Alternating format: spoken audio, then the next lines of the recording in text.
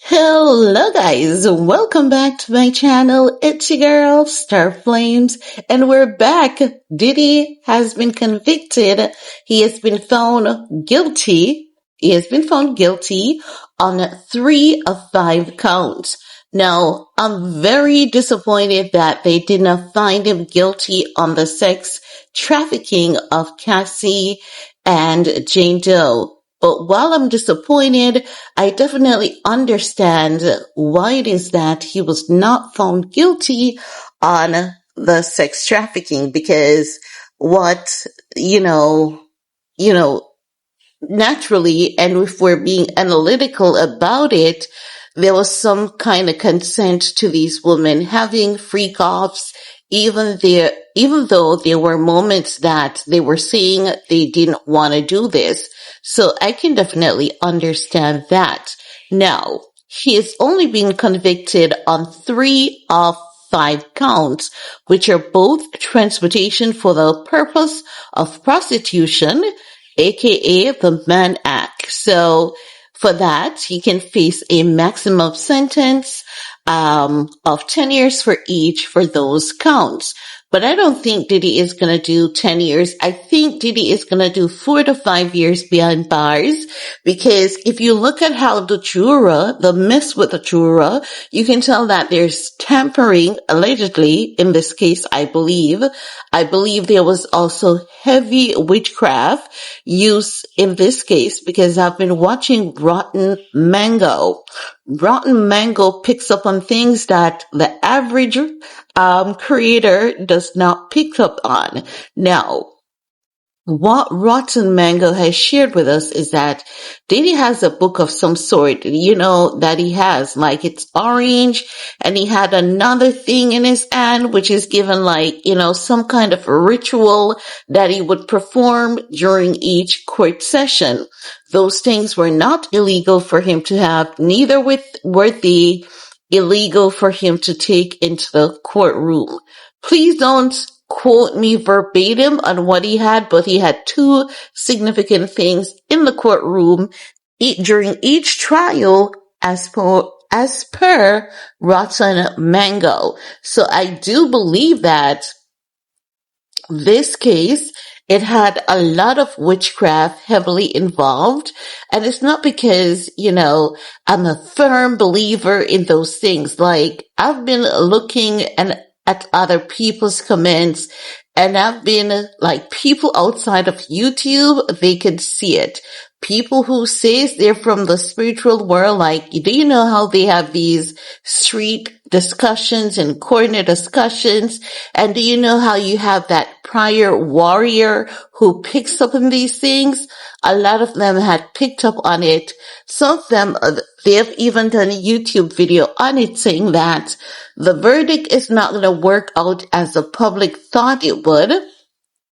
Many of us could see them trying to establish the RICO, but we realized that RICO was holding up, honey. RICO definitely was not going to hold up. And I said it from day one, because you have to show like an organization, and you cannot charge an individual for RICO.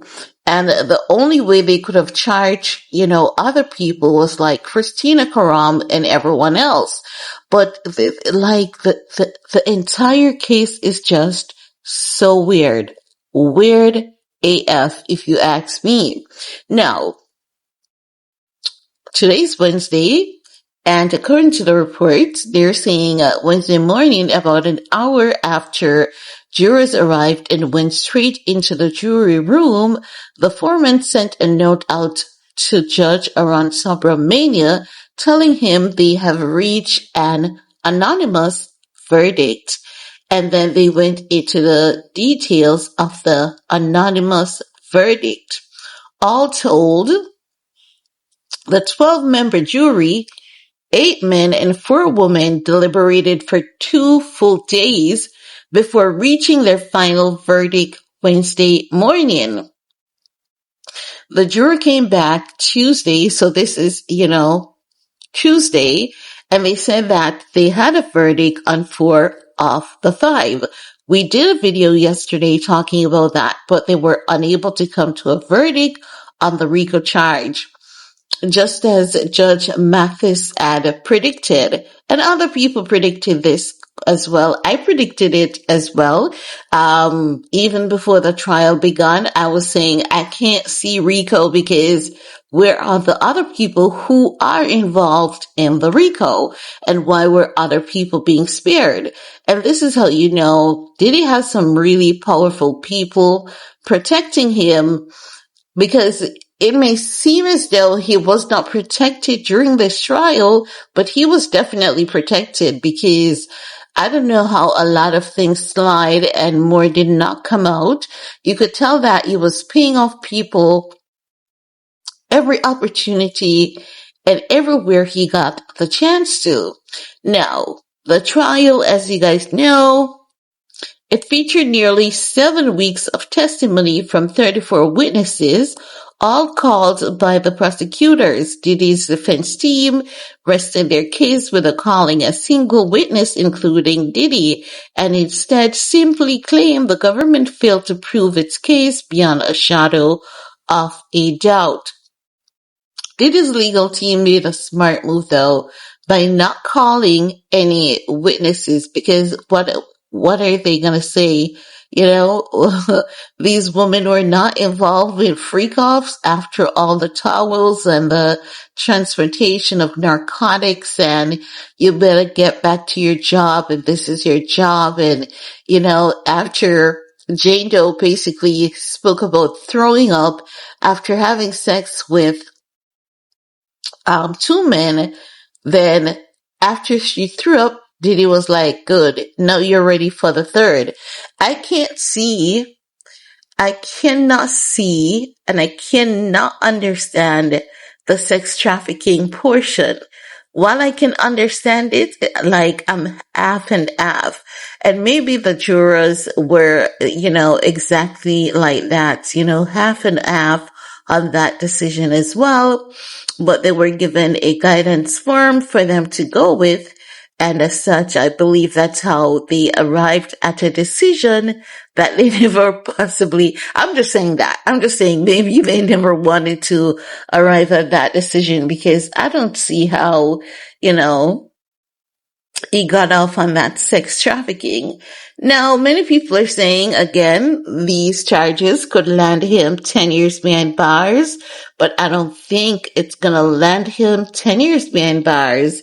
I think he's going to get 4 to 5 years, as just Judge Mathis and others have been saying. They're looking at 4 to 5 years, and I do believe that he's going to get about 4 to 5 years. If I'm wrong, I digress. If I'm wrong, I'll come back and let you all know your girl was wrong, because there's one thing I'm good at, and that's taking accountability, okay? Anywho, you guys know how I roll. I keep it cute. I keep it as honest as I can, because, as I've said, y'all know I'm not in the courtroom, but what I do is that I follow the factual reports, and I look at everyone who is currently reporting on the matter, and I follow the guys and the girlies that seems to get it quite a lot. So kudos to everyone who took their precious time, to show up to these hearing and to report on it in their own unique individual way. I think that every single content creator who went out there, they made this case what it is. No disrespect to CNN, no disrespect to the media outlets, but I think the content creators, they did things because, remember, content creators, they can mess around a little bit and get away with it, while a CNN can't, and a TMZ can't, because people will go after them for big money. While the content creators, people are going to be like, oh, those are YouTubers who are just mischievous and just making up stuff. And if I sue them, I don't have the money. I'm just saying, but kudos to every content creator that went out there, took the time, their patience, their money, their energy, their focus Shout out to you guys. You made the report on this like extra special and you gave us insights that the media would not give to us. So you guys are the real G. Shout out to every single one of you all. That's all I have to share in this video with you guys. Let me know what's your take. Where do you stand on the sex trafficking? Because while I understand, I'm also effing off on that one. Like, how could he have gotten away? That's not fair. But anywho, leave a comment below. Do what you need to do on this video to support your girl. Peace.